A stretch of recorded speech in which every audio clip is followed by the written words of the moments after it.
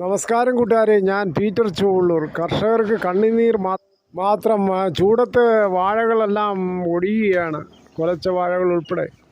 ഇത് വയലിലെ കാഴ്ചയാണ്. അന്നേരം കരയിലെ വാഴയോ അതിനേക്കായി രൂക്ഷമായി ഒടിഞ്ഞുകൊണ്ടിരിക്കുകയാണ്. കാലാവസ്ഥ വ്യതിയാനങ്ങൾ, ചൂട് ഭയങ്കരം തന്നെയാണ് മക്കളെ. സൂര്യപ്രകാശത്തിൻ്റെ അളവ് ഓരോ ദിവസവും 2 മിനിറ്റിൽ കൂടുതൽ വർദ്ധിക്കുന്നു. അതുകൊണ്ടായിരിക്കും ഇത്രയും അമിതമായ ചൂട്.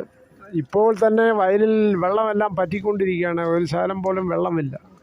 ചില കർഷകർ കുളം കുഴിച്ചാണ് വാഴയ്ക്കും മറ്റും പച്ചക്കറികൾക്കും വെള്ളം കോരി ഒഴിക്കുകയാണ്. ഇങ്ങനെ എത്ര നാൾ ഓരോ കർഷകനും വെള്ളം കോരും? അതുകൊണ്ടാണ് ഈ കർഷക വൃത്തിയിൽ നിന്ന് മാറി വൈറ്റ് കോളർ ജോലിയിലേക്ക് എല്ലാവരും പ്രവേശിക്കുന്നത്.